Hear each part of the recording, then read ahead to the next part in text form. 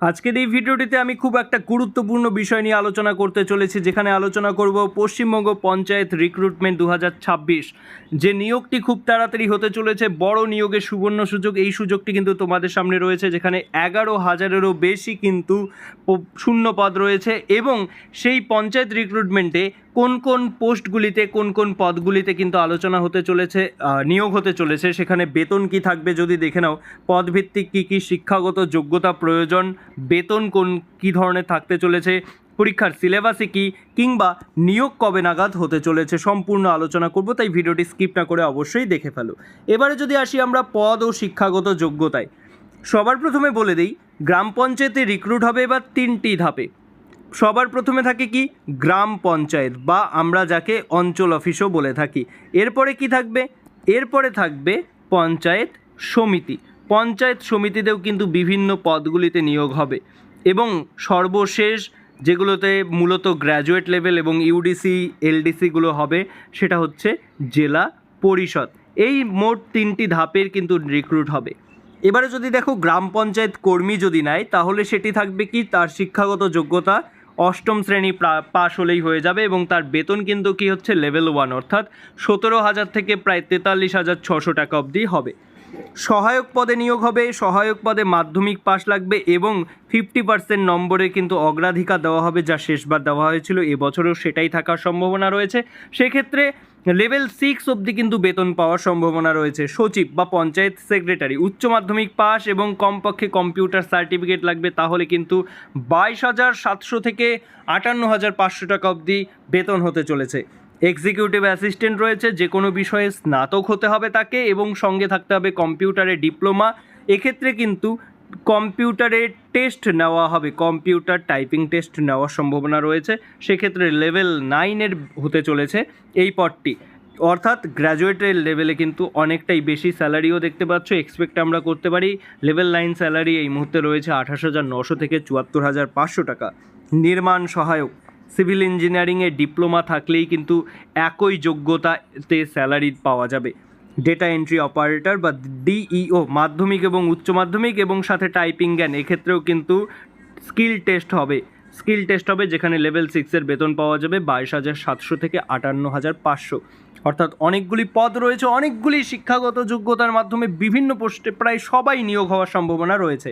এবার যদি আমরা দেখি বয়সসীমা ও বিশেষ ছাড়, ঠিক এভাবেই যদি তুমিও দাঁড়িয়ে তুলতে চাও ছবি তোমার অঞ্চল অফিস বা পঞ্চায়েত সমিতির সামনে, তাহলে আমাদের ফ্রি কোর্স যেগুলো রয়েছে ইউটিউবে, অবশ্যই প্রত্যেকটা ক্লাস ভালো করে মন দিয়ে এখন থেকেই করা শুরু করে দাও। এবারে যদি দেখে নিই আমরা প্রার্থীদের বয়সসীমা কী হতে চলেছে। সাধারণ বিভাগের ক্ষেত্রে অর্থাৎ জেনারেলদের ক্ষেত্রে কিন্তু ন্যূনতম 18 এবং সর্বোচ্চ 40 বছর। তবে অবশ্যই এসসি এসটি 5 বছর, ওবিসিরা 3 বছরের ছাড় পাবে। এবং আরও একটি বিষয় রয়েছে, আরও কিন্তু তোমরা জানোই যে এক্সট্রা করে আগামী 2 বছর কিন্তু 5 বছর করে অতিরিক্ত ছাড় পাওয়া যাচ্ছে। 5+ ইয়ার্স, 5 বছর করে কিন্তু সুযোগ পাওয়া যাচ্ছে। এই সুযোগটা কিন্তু আগামী 2 বছর এবং এই বছরই পরীক্ষা হবে এই পরীক্ষাটি। তাই অবশ্যই আবারও বলছি, এরকম করে যদি খুব সুন্দর একটা ছবি তোমার অঞ্চল অফিসের সামনে তুমি তুলতে চাও, অবশ্যই আমাদের ফ্রি কোর্সগুলো কিন্তু একদমই করতে ভুলো না। এবং এই ভিডিওটি শেয়ার করে দাও তোমার সেই প্রিয় বন্ধুর কাছে, যাকে নিয়ে তুমি এ ধরনের সুন্দর ছবি তুলতে যাচ্ছ। এরপরে যদি আমরা দেখি নিয়োগ প্রক্রিয়ার সময়সূচিকে আমরা খুব সুন্দরভাবে এখানে সাজিয়ে দিয়েছি। প্রথম ধাপেই হচ্ছে PRMS পোর্টালে কিন্তু অনলাইন আবেদন প্রক্রিয়া শুরু হবে। কবে নাগাদ শুরু হবে? পুজোর সময়ই কিন্তু শুরু হওয়ার সম্ভাবনা রয়েছে। কদিন আগেই দেখেছো, আমরাও ভিডিও করেছি, ইউটিউবে আপলোড করেছি, যে পঞ্চায়েত মন্ত্রী কিন্তু আমাদের ইতিমধ্যেই বলেছে এটি ডিসেম্বর মাসের মধ্যেই পুরো ধাপ কমপ্লিট করার। সেক্ষেত্রে কিন্তু পুজোর সময় বা পুজোর ঠিক পরেই কিন্তু PRMS-এর মাধ্যমে অনলাইন আবেদন প্রক্রিয়া শুরু হবে।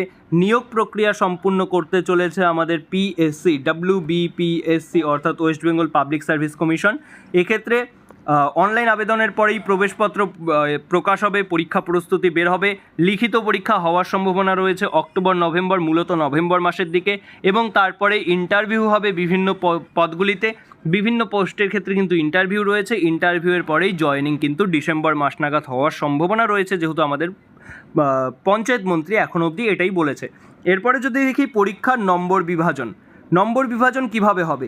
85% 85% নম্বর থাকতে চলেছে লিখিত পরীক্ষায়, অর্থাৎ মোট 100 নম্বরের মধ্যে কিন্তু তোমাদের নিয়োগ প্রক্রিয়া সম্পূর্ণ হবে, যার মধ্যে 85 নম্বর থাকবে লিখিত পরীক্ষায় এবং এটি হবে ওএমআর শিটের মাধ্যমে। 15 নম্বর থাকবে ইন্টারভিউ ও পার্সোনালিটি টেস্ট। ডিইও পদের জন্য অতিরিক্ত টাইপিং টেস্ট থাকবে, সেক্ষেত্রে ইন্টারভিউর জায়গায় কিন্তু তোমাদের টাইপিং টেস্ট দিতে হবে। এবার চলে আসি পরীক্ষার প্রধান বিষয়সমূহ। মনে রাখবে পঞ্চায়েত পরীক্ষায় বাংলা বা নেপালি যে ভাষাটি বা সাঁওতালি কিন্তু এখন অ্যাড হয়েছে। এই যে ভাষা, এই ভাষার ব্যাকরণ, শুদ্ধ বানান, এক কথায় প্রকাশ, সমাস এগুলো জানতে হবে, এটা মাতৃভাষায় পড়বে। এরপরে তোমাদের খুব গুরুত্ব সহকারে জানতে হবে ইংরেজি, এবং এই মুহূর্তে দেখো এখানে একটি কিন্তু আমি ভিডিওর লিঙ্ক দেখতে পাচ্ছ, এখানে ক্লিক করলেই কিন্তু ইংরেজির অলরেডি আমি যেসব ক্লাস নিয়েছি সেসব দেখতে পারবে।